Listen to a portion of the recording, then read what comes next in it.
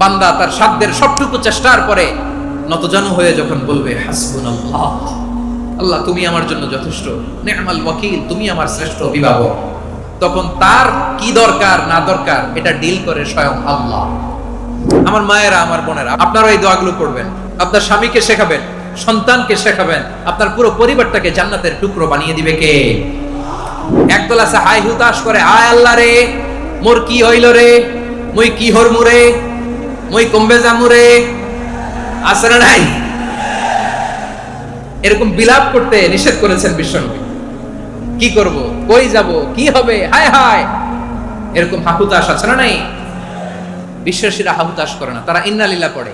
কি পড়ে মনে থাকবে? আমরা পড়ব ইন্না লিল্লাহি ওয়া ইন্না ইলাইহি রাজিউন। নিশ্চয়ই আমরা আল্লাহর জন্য, আমরা আল্লাহর দিকেই ফিরে যাব। এরপর পড়ব আল্লাহুম্মা আজুরনি ফি মুসিবাতি ওয়া আখলুফ লি খায়রাম মিনহা। আল্লাহ আমি যে বিপদে ধৈর্য ধারণ করলাম এটার সওয়াব দিও, আর যা হারালাম তার চেয়ে ভালো কিছু দিয়ে বদল করে দিও। সুবহানাল্লাহ পড়েন। বিশ্বনবীর হাদিস শুনলেন উম্মে সালামা রাদিয়াল্লাহু তাআলা আনহা। ওনার স্বামী হলো আবু সালামা। মজার ঘটনা খেয়াল করে শুনেন আমার প্রিয় কলিজার টুকরা ভাইয়েরা। কানগুলো খরগোশের কানের মতো খাড়া করে আমার দিকে তাকান। সাইয়্যিদাতুনা উম্মে সালামা রাদিয়াল্লাহু তাআলা আনহা, ওনার স্বামীর নাম আবু সালামা। শ্রেষ্ঠ দম্পতি, শ্রেষ্ঠ ফ্যামিলি। প্রথমে হিজরত করেছিলেন হাবাসায়, পরে হিজরত করেছেন মদিনায়। উহুদ যুদ্ধের পরে ওনার স্বামী আবু সালামা ইন্তেকাল করলো, শহীদ হলো। সুবহানাল্লাহ পড়েন। যখন আবু সালামা ইন্তেকাল করলো, উম্মে সালামা রাদিয়াল্লাহু তাআলা আনহা কেঁদে কেঁদে হয়রান। আর নবীর শিখানো বাণী অনুযায়ী তিনি বারবার পড়ছিলেন ইন্না লিল্লাহ। কি পড়ছিলেন? মুই কই যামু, কি হরমু, এগুলো বলে নাই। কি বলছে? ইন্না লিল্লাহ। যেহেতু বিশ্বনবী বলেছেন কেউ যদি বিপদের প্রথম ধাক্কায় পড়ে ইন্না লিল্লাহি ওয়া ইন্না ইলাইহি রাজিউন, আল্লাহুম্মা আজুরনি ফি মুসিবাতি ওয়া আখলুফ লি খায়রাম মিনহা, তাহলে এই বিপদে যে সে যা হারালো তার চেয়ে শ্রেষ্ঠ কিছু দিয়ে আল্লাহ তার বদল দিয়ে দিবে। এই হাদিস শুনে উম্মে সালামা রাদিয়াল্লাহু তাআলা আনহা ওনার প্রাণ প্রিয় স্বামী আবু সালামার ইন্তেকালের পরে চোখের পানি ছাড়ে আর পড়ে ইন্না লিল্লাহি ওয়া ইন্না ইলাইহি রাজিউন, আল্লাহুম্মা আজুরনি ফি মুসিবাতি ওয়া আখলুফ লি খায়রাম মিনহা। বারবার এই দোয়া পড়ে চোখের পানি ছাড়ে, এই দোয়া পড়ে চোখের পানি ছাড়ে, আর মনে মনে বলে আবু সালামার মতো ভালো মানুষ মদিনাতে নাই, আবু সালামার চেয়েও ভালো মানুষ মদিনাতে নাই, তার চেয়ে ভালো মানুষ কি করে আল্লাহ তাআলা আমারে দিবে, তার চেয়ে ভালো মানুষ তো আমি মদিনাতে দেখি না। চোখের পানি দিয়ে বুক ভাসায় আর নবীর হাদিসের উপর আমল করে পড়ে ইন্না লিল্লাহি ওয়া ইন্না ইলাইহি রাজিউন, ইন্না লিল্লাহি ওয়া ইন্না ইলাইহি রাজিউন। পড়তে পড়তে চোখের পানি ছাড়ে আর চিন্তা করে বিশ্বনবী বললেন এই দোয়া পড়লে যেটা হারালাম তার চেয়ে ভালো কিছু দিয়ে আল্লাহ পুরস্কার দেয়। আবু সালামের চেয়ে ভালো মানুষ মদিনার মধ্যে আর কে হতে পারে? কি আজীব তামাশা, কি অবাক করা ঘটনা। কিছুদিন পরে দেখা গেল সাইয়্যিদুল মুরসালিন রাহমাতাল লিল আলামিন স্বয়ং বিশ্ব নবী উম্মে সালামাকে বিয়ের প্রস্তাব পাঠিয়েছে। স্বয়ং বিশ্ব নবী উম্মে সালামা রাদিয়াল্লাহু তাআলা থেকে বিয়ের প্রস্তাব পাঠিয়েছেন। উনি রাজি হয়ে গেলেন, বিয়ে হয়ে গেল, উনি হয়ে গেলেন উম্মুল মুমিনিন, আমাদের মা, পুরো মুসলিম উম্মার মা। চিৎকার করে বলেন আল্লাহু আকবার। তাহলে আমার প্রাণ প্রিয় ভাইয়েরা, বিপদে পড়লে আমরা পড়বো ইন্না লিল্লাহি ওয়া ইন্না ইলাইহি রাজিউন, আল্লাহুম্মা আজুরনি ফি মুসিবাতি ওয়া আখলুফ লি খায়রাম মিনহা। পড়বেন? পড়বেন না? যারা যারা বিপদ আসলে এই দোয়াটা পড়বেন এখন থেকে আওয়াজ করে ইনশাআল্লাহ বলেন। যা হারাইছেন তার চেয়ে শ্রেষ্ঠ জিনিস দিয়ে বদলা দিবে কে? বিশ্বাস হয়? একটু সন্দেহ লাগে মনে হয়, একটু সন্দেহ আছে? যাদের বিশ্বাস হবে তাদেরকে আল্লাহ উত্তম বদলা দেবে, ঠিক কিনা বলেন? তাহলে বিপদে পড়লেই প্রথমে আমরা এটা বলবো। দোয়াগুলো যদি এখন মুখস্থ না হয়, এই যে রেকর্ডিং হচ্ছে পেয়ে যাবেন, কালকেই পেয়ে যাবেন, শুনে শুনে মুখস্থ করবেন। আমার মায়েরা, আমার বোনেরা, আপনাদের জন্য 3টি মাঠের অ্যারেঞ্জমেন্ট করা হয়েছে, আমি জানি। আপনারা এই দোয়াগুলো পড়বেন, আপনার স্বামীকে শেখাবেন, সন্তানকে শেখাবেন, আপনার পুরো পরিবারটাকে জান্নাতের টুকরো বানিয়ে দিবে কে? তাহলে বিপদ আসলে প্রথমে কি পড়তে হবে এটা জেনে গেলাম। এরপরে বিপদ আসলে নিজেকে কি করে আল্লাহর কাছে সঁপে দিতে হয় এটাও জানার দরকার আছে না নাই? বিপদে প্রথমে ইন্না লিল্লাহ করলাম, ধৈর্য ধারণ করলাম, বিপদ থেকে উদ্ধারের সর্বোচ্চ চেষ্টা করলাম। আমার কাজ যখন শেষ তখন আমি আমার এই বিষয়টা আল্লাহর কাছে সঁপে দিব। কার কাছে সুপর্দ করব? কার কাছে? বিপদে বললে কেমন করে নিজেকে আল্লাহর কাছে সঁপে দিতে হয়, আসুন সাইয়েদনা ইব্রাহিম আলাইহিস সালামের জীবনী থেকে জানি। আল্লাহর খলিল ইব্রাহিম আলাইহিস সালাম আমাদের মতো সমাজ ব্যবস্থা পায় নাই। আমরা জন্মের পরে আমাদের কানের ভেতরে আজান দিয়েছে কে? একামত দিয়েছে কে? আমাদের বাপদাদারা আমাদের কানে আজান দিয়েছে কি দেয় নাই? আমাদের জন্মের পরেই তো আজান, একামত, বাড়ির পাশে মসজিদ, প্রতিদিন আজান, জুমার খুতবা, প্রতি মাসে মাসে তাফসিরুল কোরআন মাহফিল, মসজিদ, মিনারা, অভাব নাই, ঠিক কিনা বলেন? আপনি যেই সুন্দর ইসলামিক এনভায়রনমেন্ট পেয়েছেন, আমাদের ইব্রাহিম খলিল উনিও কি এরকম পেয়েছিলেন? হ্যাঁ, উনি জন্মের পর পরে ওনার কানে আজান দিছে কেউ? আমার প্রিয় ভাইরা, আগা গোড়া একটা শিরকি পরিবেশ উনি জন্মগ্রহণ করেছেন। উনি ছাড়া ওই তল্লাটে একজনও আল্লাহর উপর বিশ্বাসী নাই। কল্পনা করতে পারেন? গোটা তল্লাটে, গোটা দেশে বিশ্বাসী মুমিন, আল্লাহর উপর বিশ্বাস স্থাপনকারী কয়জন? সবাই বলেন কয়জন? বাকি সব মুশরিক। বাকি সব মুশরিক নিজের সাথে নিজে শক্ত বোঝাপড়া করে, অ্যানালজি করে, সেলফ কনভারসেশন করে উনি মহা সত্যের সন্ধান পেয়েছে। উনি আকাশের তারা দেখে ভাবে মনে হয় এটাই আমার খোদা, পরে দেখে তারা নাই, মনে মনে বলে না তাইলে এটা না। আবার চাঁদ দেখে বলে চাঁদটা বড় মায়া লাগে, মনে হয় এটাই আমার রব, পরে দেখে চাঁদও নাই, কয় না এটা না। এরপরে দ্বীপ প্রহরের জলজলে সূর্যটা খা খা করে গোটা পৃথিবীটারে রৌদ্র দিয়ে তাতিয়ে রাখে। তিনি ভাবলেন মনে হয় এটাই আমার রব, কারণ এটাই তো সবচেয়ে বড়। কিন্তু বিকেল বেলা ওই সূর্যটাও যখন চলে যায়, সাইয়েদনা ইব্রাহিম বলে না এটাও তো নাই, আমার খোদা যদি আমার ছেড়ে চলে যায়, বিপদে পড়লে আমারে উদ্ধার করবে কে? এভাবে নিজের সাথে অ্যানালজি, সেলফ কনভারসেশন করতে করতে করতে তিনি মহা সত্যের সন্ধান পেয়েছেন। সুবহানাল্লাহ পড়েন। সব শেষে তিনি ডিসিশন নিয়ে ঘোষণা দিলেন, ইন্নী ওয়াজ্জাহাতু ওয়াজহিয়া লিল্লাযী ফাতারাস সামাওয়াতি ওয়াল আরদা হানিফান ওয়া মা আনা মিনাল মুশরিকিন। নিশ্চয় আমি এমন সত্তার দিকে মনোনিবেশ করলাম, মুখাপেক্ষী হলাম, যিনি আকাশ বানিয়েছেন, জমিন বানিয়েছেন, আমি মুশরিক নই। সুবহানাল্লাহ। পারতেন, আপনি পারতেন? কেউ নাই, লক্ষ লক্ষ মুশরিক, আপনি একা। ওনার মতো এরকম বিচক্ষণতা দিয়ে আল্লাহরে খুঁজে পাইতে পারতেন আপনি? কি নবী ছিল, আল্লাহকে খুঁজে পেয়েছে। যখন আল্লাহর ইবাদত শুরু করলো, এই কথা ছড়ায় পড়লো চারদিকে। নমরুদ সাইয়েদনা ইব্রাহিমকে ডেকে পাঠালেন। নমরুদ বলে, ইব্রাহিম তুমি নাকি মূর্তির পূজা না করে কোন নতুন রবের ইবাদত করো, কে তোমার রব? সাইয়েদনা ইব্রাহিম বললেন, রব্বি আল্লাযী ইউহয়ী ওয়া ইউমীত, আমি এমন রবের ইবাদত করি যিনি জীবন দেন, যিনি মৃত্যু দেন। নমরুদ বলে, তাই নাকি? তোমার রব জীবন দেয়, মৃত্যু দেয়, আর এটা তো আমি দেই, আমিও তো জীবন দেই, আমিও তো মৃত্যু দেই। সাইয়েদনা ইব্রাহিম বললেন, কেমন করে তুমি জীবন দাও, মৃত্যু দাও, একটু দেখাও তো। নমরুদ জেলখানা থেকে দুজন কয়েদিকে ডেকে আনলো। কয়েদি এনে অর্ডার করলো, একটাকে এখনই শিরোচ্ছেদ, হেড অফ, ডেথ পেনাল্টি, মৃত্যুদণ্ড দেয়া হলো, ফিনকি দিয়ে রক্ত বেরোনো।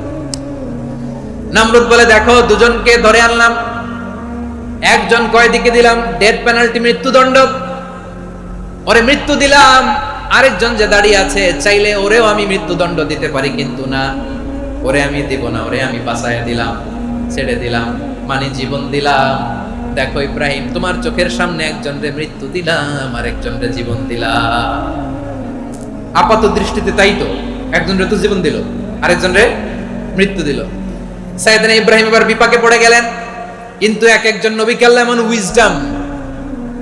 এমন উইজডম, বিচক্ষণতা দিয়ে এই জমিনে পাঠিয়েছেন। মুহূর্তের মধ্যে আল্লাহর খলিল ইব্রাহিম বললেন, فإن الله يأتي بالشمس من المشرق فأتي بها من المغرب فبهت الذي كفر। আল্লাহর খলিল ইব্রাহিম বললেন, নমরুদ বুঝলাম তুমি জীবন দাও, মৃত্যু দাও, দেখলাম, কিন্তু আমার রব, আমার আল্লাহ প্রতিদিন সকালবেলা উষা লগ্নে ওই পূর্ব দিগন্ত থেকে সূর্যটাকে উদিত করেন, সাঁঝের বেলা, বিকেল বেলা, গধূলি লগ্নে, সন্ধ্যা বেলা ওই দ্বিপ্রহরের জল জলে সূর্যটাকে পশ্চিম দিগন্তে ডুবিয়ে দেন।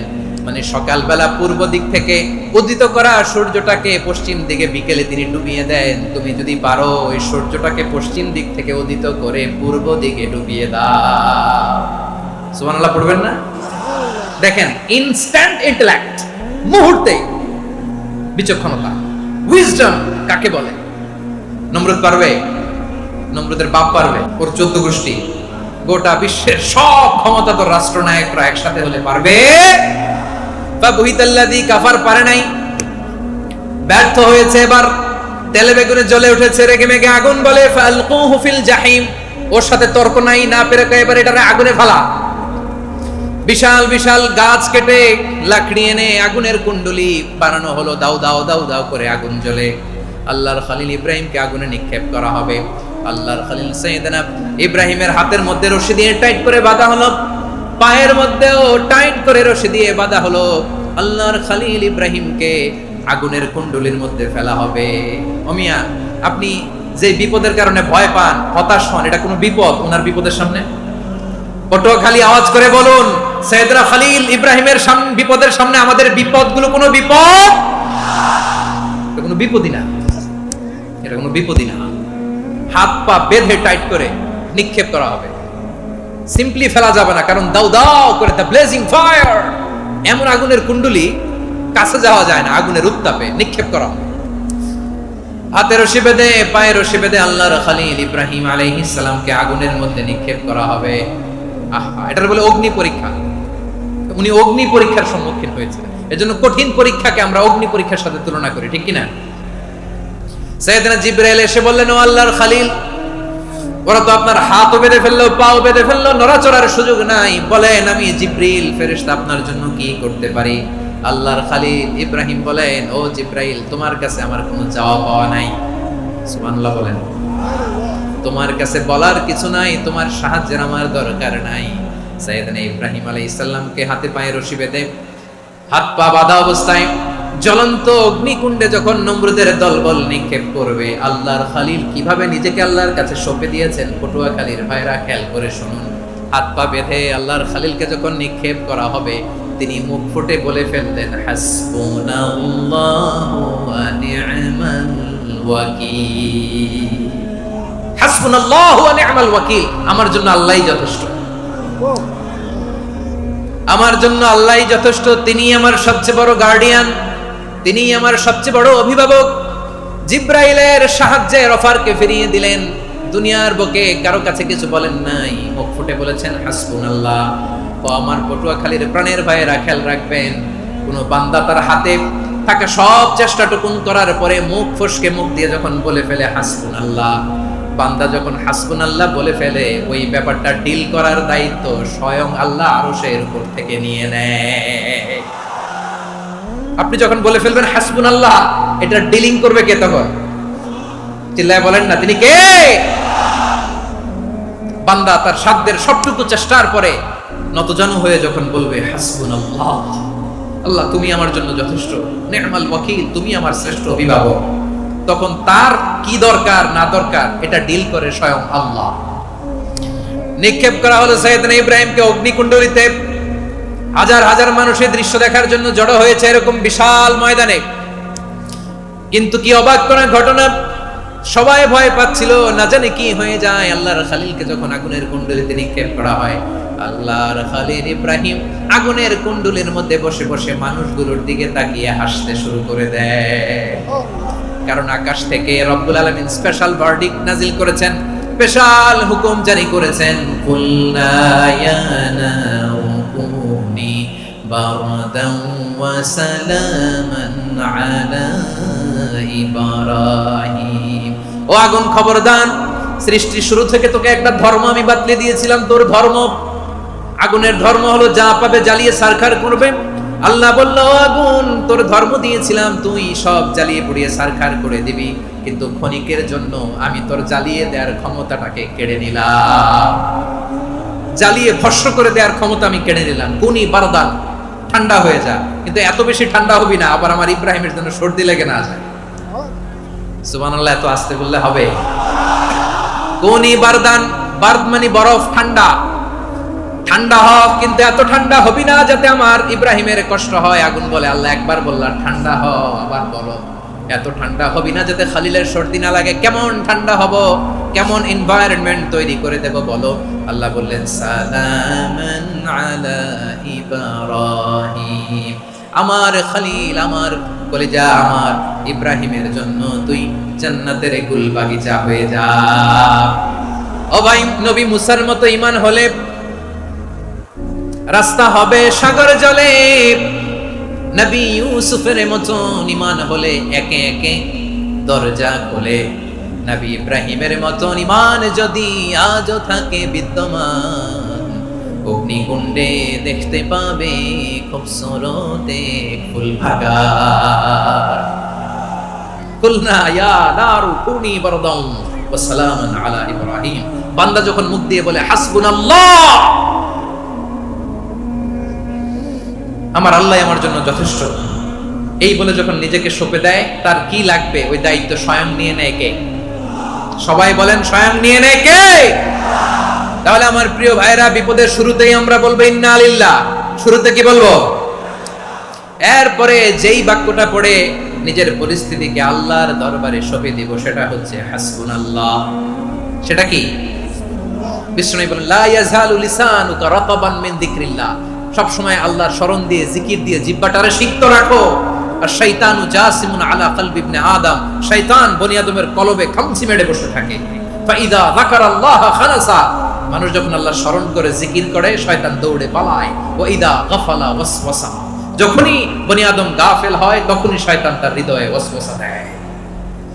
এজন্য বিপদে পড়লে ইন্না লিল্লাহ, নিজের সব টুকুন করার পরে, নিজের রোল প্লে করার পরে নিজেকে আমরা কি বলে সঁপে দিব? সবাই বলেন, সবাই বলতে হবে। আর জোরে বলে, মনে থাকবে? বিপদে পড়লে প্রথমে ইন্না লিল্লাহ, এরপরে নিজেকে যখন সঁপে দিব তখন হাসবুনাল্লাহ।